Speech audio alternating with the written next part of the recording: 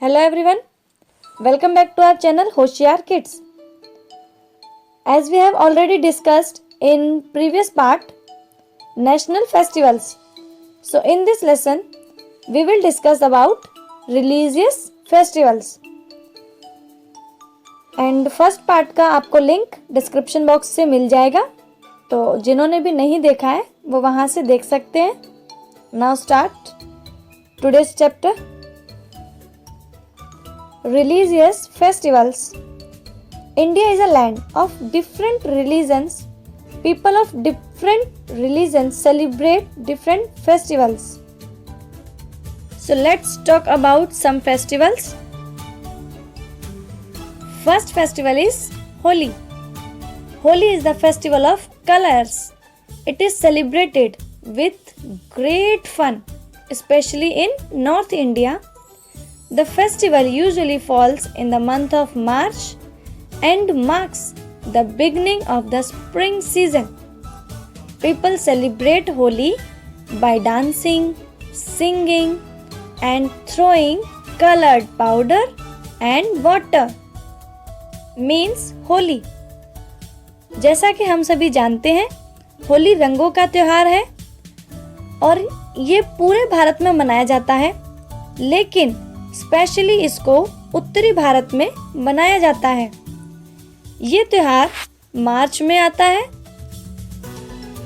और होली को एंजॉय करने के लिए लोग डांस करते हैं, गाने गाते हैं और एक दूसरे को रंग लगाते हैं. Now move to the next. Diwali. Diwali is called the festival of lights.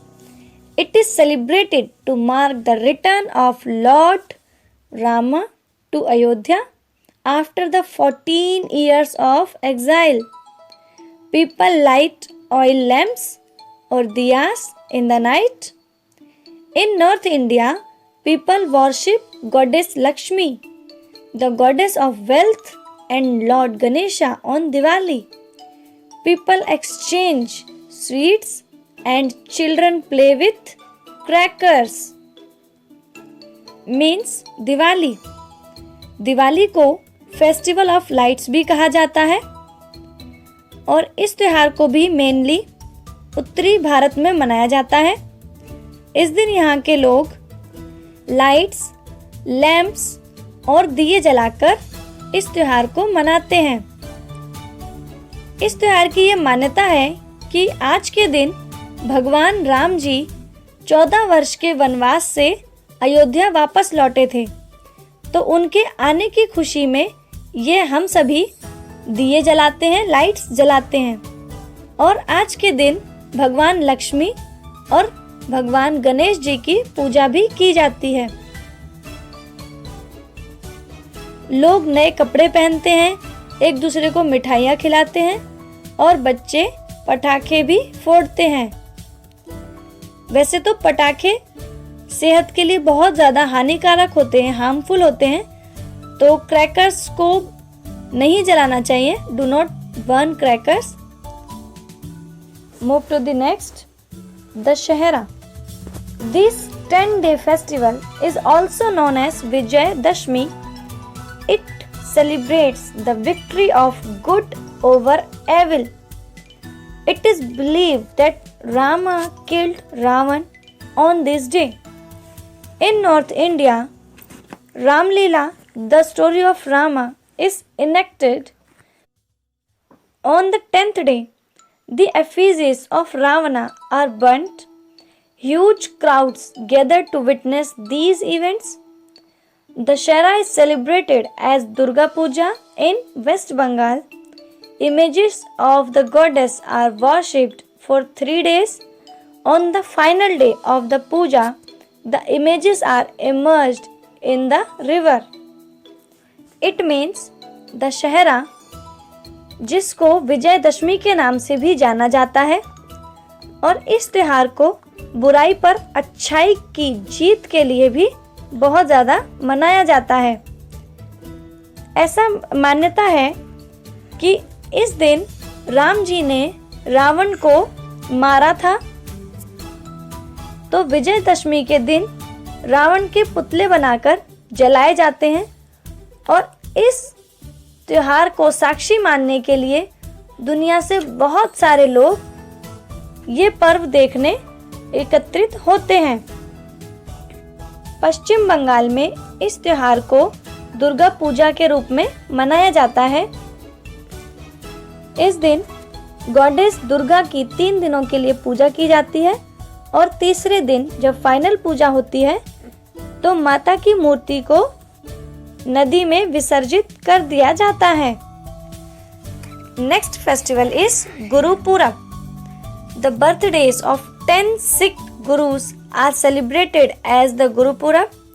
Prayers are held and the processions are taken out from the Gurudwaras. Free meals are distributed to the poor during langars.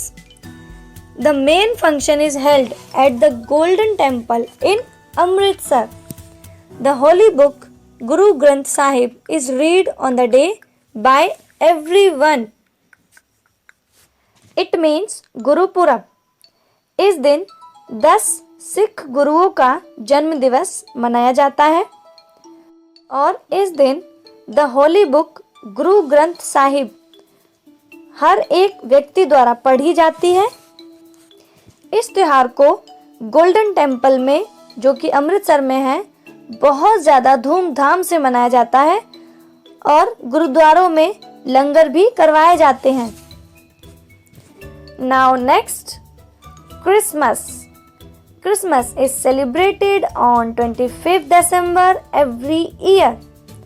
It marks the birthday of Jesus Christ. People decorate Christmas trees in their homes with shining balls, bulbs and bells. They go to churches to pray and exchange gifts on this occasion. Children believe that Santa Claus brings gifts for them. It means 25 दिसंबर को हर साल Christmas मनाया जाता है, जो कि Jesus Christ का जन्म दिवस कहलाता है। इस दिन लोग अपने घरों में क्रिसमस ट्री को बॉल्स, बल्ब और बेल्स लगाकर सजाते हैं और चर्च में प्रेयर भी करते हैं। बच्चे बिलीव करते हैं कि सेंटा क्लॉज आएंगे और उनके लिए खूब सारे गिफ्ट्स लाएंगे। Now move to the next, Eid. Eid is the main festival of Muslims in the world.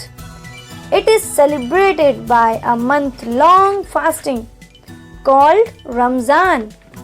Men, women and children go to mosques to offer namaz. After the namaz, they greet each other and say Eid Mubarak. Sevai, a special sweet dish, is prepared on this day of Eid ul Fitr. Eid ul Juha is also known as Bakrid. Goats are sacrificed on this day. Eid, यह Muslims का बेहद महत्वपूर्ण त्यौहार है जिसको एक महीने के लंबे व्रत के बाद रमज़ान के रूप में मनाया जाता है। इस दिन सभी लोग मस्जिद में नमाज पढ़ते हैं और नमाज के बाद एक दूसरे के गले लगकर ईद मुबारक कहते हैं।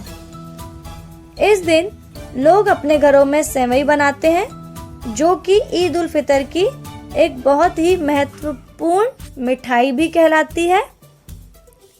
एंड सेम इसी तरह एक और ईद मनाई जाती है जिसको ईद उल जुहा कहा जाता है और इस दिन लोग बकरों का बलिदान देकर इस उत्सव को मनाते हैं। It is question time. Why do we celebrate Diwali?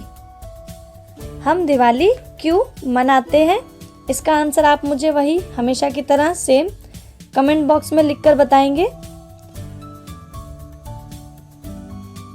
Now move to the next, Ganesh चतुर्थी।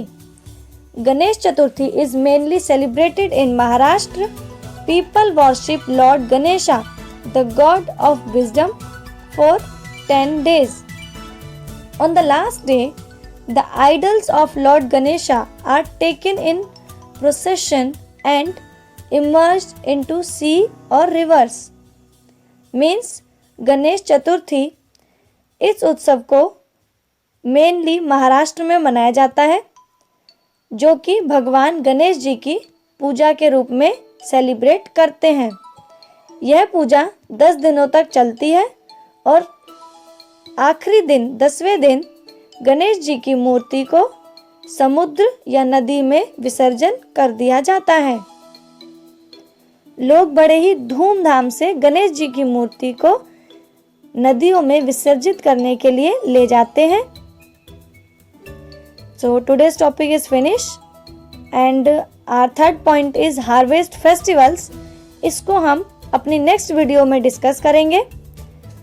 और जैसा कि मैं हमेशा बोलती हूँ, आपको इस वीडियो से जितना भी समझ में आता है आप उसको ज़्यादा से ज़्यादा कमेंट बॉक्स में लिखने की कोशिश कीजिए, क्योंकि जो आप लिख देते हैं वो हम कभी नहीं भूलते।